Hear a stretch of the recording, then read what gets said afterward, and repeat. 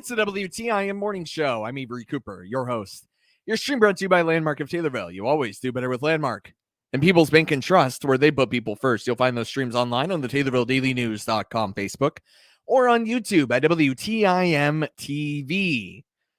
A new year, maybe you have some new revelations coming into your life, and that could include a baby.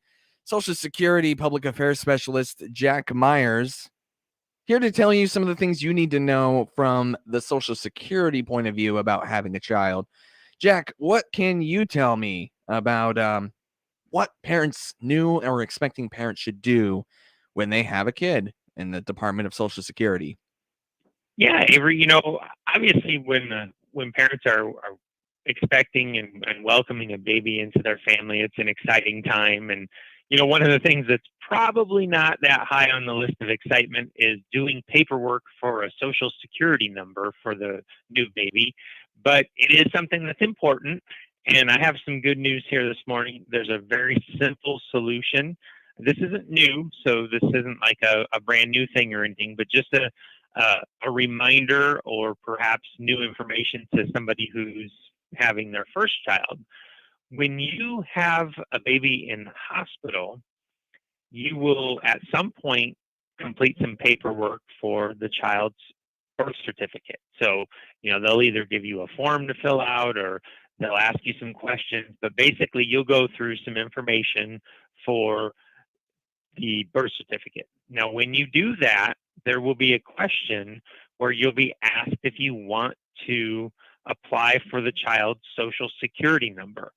As long as you say yes to that question, then once the state of Illinois issues your child's birth certificate, they will send the information to us at Social Security electronically, and then we'll issue the Social Security number and card. It takes generally about 3 to 4 weeks to get the Social Security card in Illinois, and then it would be mailed to whatever address you gave the hospital. So it is a super easy process and way better than having to visit a Social Security office or, collect the paperwork that you would need to request a Social Security number for your child if you don't do it through that, what we call enumeration at birth process. So make sure you listen for that, answer yes, either on your own or when you're asked the question, and you'll be happy you did, because it's a lot easier to get that Social Security number that way.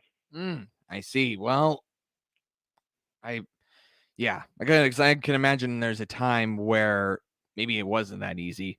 And is there anything folks should remember about their baby's name or any other identifying information when they're applying for that Social Security number and card?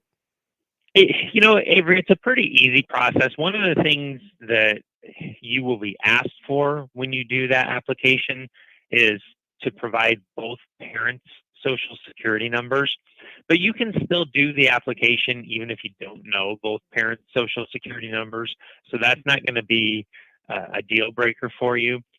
A couple other things just to think about.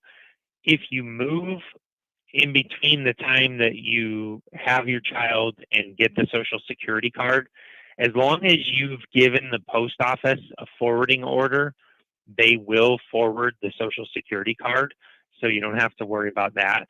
Now, something that we have heard just kind of anecdotally, it's not something that's across the board or always an issue, but occasionally parents have reported to us that if their child's name does not match anybody else's in the household, and that'll happen. Sometimes the child has a different last name from the other people who live in the household. Maybe it's just mom who lives in the household and child has dad's name or something like that.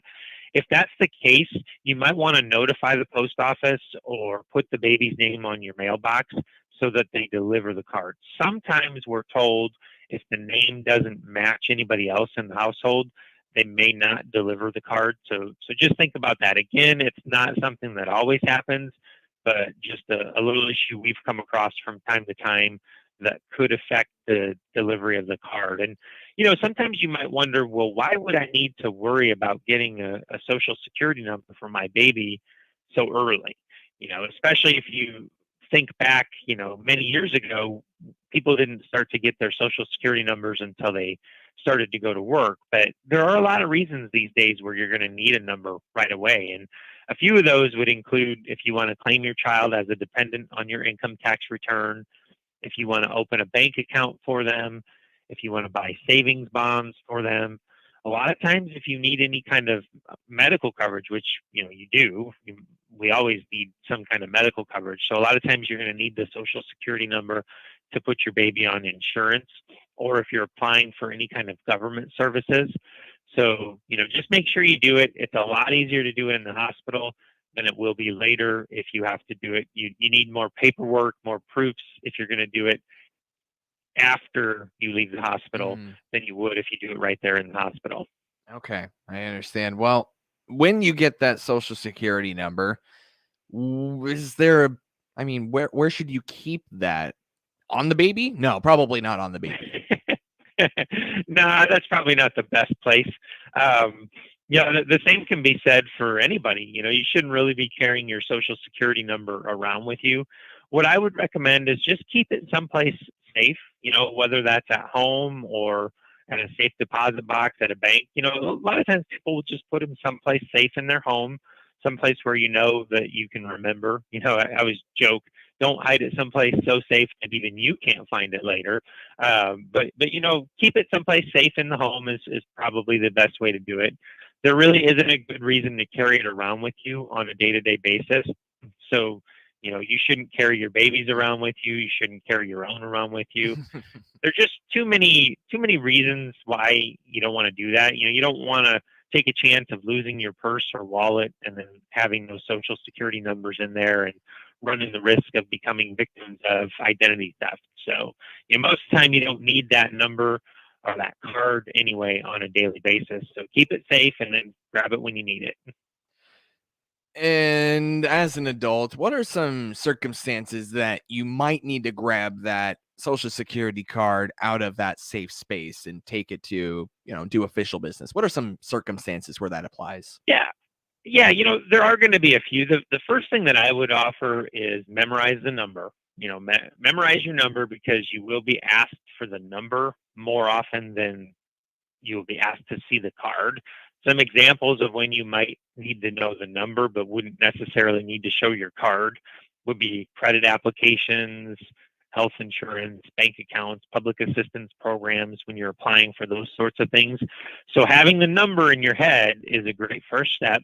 But then to answer your specific question, there are some reasons or some times where you may need to actually present the card.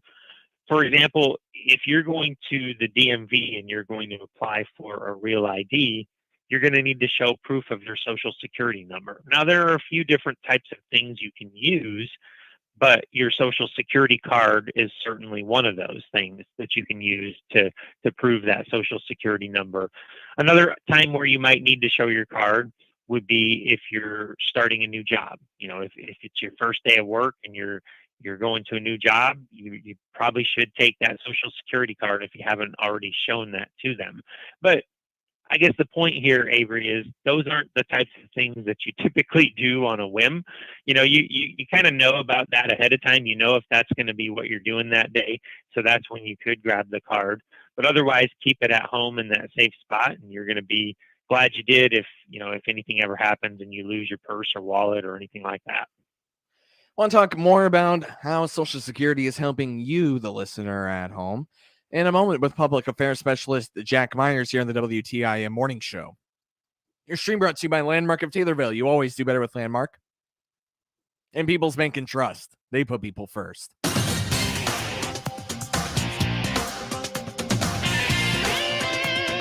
WTIM. This is Shala's Nagel, Executive Director with Kimmer Village. We want to thank our donors, volunteers, and staff who help make our mission possible. In 2022, Kimmer Village supported 1,400 kids in our communities through our foster care, residential, camp, equine, and sports programs. In 2023, we will celebrate our 150th adoption. At Kimmer Village, kids and families find healing, peace, and joy. Visit our website at kimmervillage.org to learn more about us. Your local radio stations are here for you. No subscriptions or monthly fees necessary. We're here to give you the news, weather, and traffic you need and the music you love. But if the foreign-owned record labels get their way, it could stop the music. They want Congress to force radio stations to pay them more money simply to play their music. Don't let radio go silent. Text LOCAL to 52886 and tell Congress to protect local radio stations. This message furnished by the National Association of Broadcasters. The NFL is on Westwood One. Handoff, Peterson breaking to the clear. Far side, Peterson, 40, 35. Peterson, good night. Tune in all season long for the NFL's biggest games and most exciting players. If it's the NFL, it's right here. WTIM on its many on-air platforms, the Big 870 across Central Illinois, 96.1 FM in Christian County, 107.5 FM in Shelbyville, and 107.9 FM in the Paynham-Nokomis area, brings you NFL Sunday afternoon doubleheaders, Monday night and Thursday night football, along with the divisional championships and the Super Bowl, all brought to you by Jennifer Franklin, Brian Keel, and Ashley May with the Kathy Garth sales team at the Real Estate Group. Zach Pankos, Rossiter and Boak, LLC, Midstate Eye, and Game Day Custom Tees. Hi, this is Jared White, host of Central Illinois Outdoors, inviting you to find us on the internet. We are up and running at centralillinoisoutdoors.com. You can jump on there to find our Catch of the Week segment. Also, our archive shows. After they air on the weekend, you can find them every Monday at centralillinoisoutdoors.com. So listen when you can. You can also find us on Facebook. Just search Central Illinois Outdoors. Central Illinois Outdoors on Facebook or at centralillinoisoutdoors.com. We'll see you there. Find out all the goods or services provided by DeMichael Floors and more. 1217 West Presser in Taylorville by clicking their icon on the obituaries page of TaylorvilleDailyNews.com. Find out about available units at Taylorville's Valley View Mobile Home Park, 913 North Taylorville Boulevard by clicking the Valley View Mobile Home Park icon on the obits page of TaylorvilleDailyNews.com. Your information station, WTIM. Welcome back to the WTIM Morning Show. I'm Avery Cooper. Your stream brought to you by Landmark of Taylorville. You always do better with Landmark. People's Bank and Trust. They put people first. You'll find the streams on the TaylorvilleDailyNews.com Facebook or YouTube at WTIM TV. Social Security Public Affairs Specialist Jack Myers updating you on everything happening on the Social Security. And also at the Social Security office in Springfield, which has returned to a sense of normalcy over the past couple of years, or year and a half or so, I'll say. And yet they still run into some issues here and there. Jack, update me, if you will. Yeah, so you and I were talking off air, and I was mentioning how our office right now is dealing with some problems because we had a pipe break. We had a pipe break and had some water in the office, so now we're undergoing some repairs and all the unpleasantness that comes with that. So once again, our office is temporarily closed to walk-in traffic, but we're still open on the phone. So if you needed to call us, you can call our Springfield office at 877-279-9504. We do have a drop box that's open, so if you want to drop something off, you can drop that off during normal business hours there at the Springfield office. Updates are available on our website, so if you go to ssa.gov, you can find our emergency office closures, and you could see that Springfield is on that. Once our office opens back up to walk-in traffic, that will be updated. You can even subscribe to updates on that ssa.gov emergency office closure page, so you could get that. But we don't know for sure because it's a construction process, and you don't have absolutes in that process. But hopefully, very soon we'll be back up and running as usual here in Springfield. But in the meantime, check us out online, ssa.gov, or call us. We're still here for you. Just hit a little speed bump here recently. Well, it happens. And, even to schools and other areas, it happens everywhere. But moving down the list, I don't know about you, but this cold weather has me ready to curl up in bed and never leave and never work again. when can I start applying for Medicare or, retirement benefits and stuff like that? Yeah, so it's a thing that people ask us a lot. They want to know, when can they retire, when can they take Medicare, and for retirement benefits from Social Security, the earliest age that you can take your own Social Security retirement benefits is 62. If you want to take your benefit at full retirement age, when there's no age-based reduction, then that's going to be dependent upon when you were born. So it's going to be, if you're born 43 through 54, that full retirement age is 66. If you were born 55 through 59, that's going to vary from 66 and 2 months to 66 and 10 months. If you were born 1960 or later, that full retirement age is 67. So you've got the earliest point you can take your retirement benefits is 62. But if you do that, you're going to be considered to be taking them early, and there's going to be a permanent age-based reduction.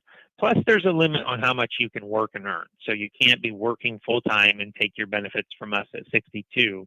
If you wait until that full retirement age of 66 or 67 or whatever that is for you, then you would get the 100% benefit that's not reduced for age, and you could work as much as you want. So there's no earnings limit at full retirement age. Sorry to interrupt you there real quick. Did you just say permanent reduction if you take it before the designated age? I did, yeah. Wow. So Okay. that is a long-term decision that a person's making, and it's always a personal choice. It's something that people want to know, what's the best to do for me, and the answer is always it's really your call, because that permanent reduction is something to consider. Obviously there's a trade-off there, because you start getting it early, so you get it for longer, but because of that, you get less money each month. So you really do have to weigh that out and see.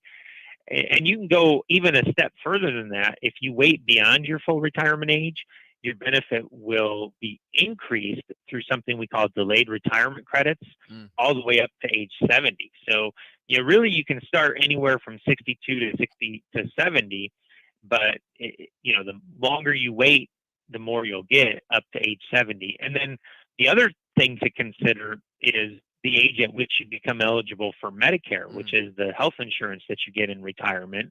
And that's going to be 65. So if your full retirement age is 66 or 67, you're still eligible for Medicare at 65.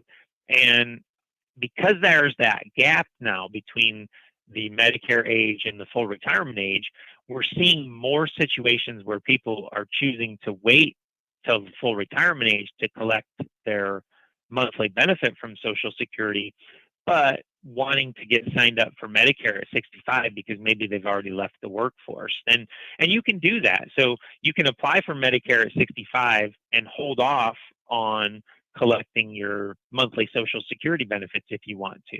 If you want to apply for Medicare before you're collecting benefits, you have to do that through us at Social Security. You can do it at ssa.gov. It's a quick and easy application. It'll sign you up for the Part A and Part B of Medicare, and then you'll need to choose if you want a drug plan, which is Part D, or if you need a supplement. If you are already collecting Social Security benefits as you're approaching age 65, in that case, you would be automatically enrolled into Medicare Part A and Part B, and you would get your card about 4 or 5 months before the month you turn 65. So keep that in mind. But if you're not getting a payment from us and you need to get signed up for Medicare, you want to do that probably 2 or 3 months before you turn 65, so that you can have it effective with the first day of the month you turn 65. In about 20 to 30 seconds, Jack, what do folks need to know about their taxes and relates to Social Security? Well, just a quick thing just to note right now, and maybe we'll touch on this more next month. This month, we're sending out SSA 1099s, which is a form that shows if you got benefits from Social Security last year. If you did, you'll need that 1099 to use to fill out your tax form, so you know if you have to pay any federal income tax on your Social Security benefits. Social Security's Public Affairs Specialist, Jack Myers. Thank you so much, Jack. My pleasure. Thanks for having me on, Avery.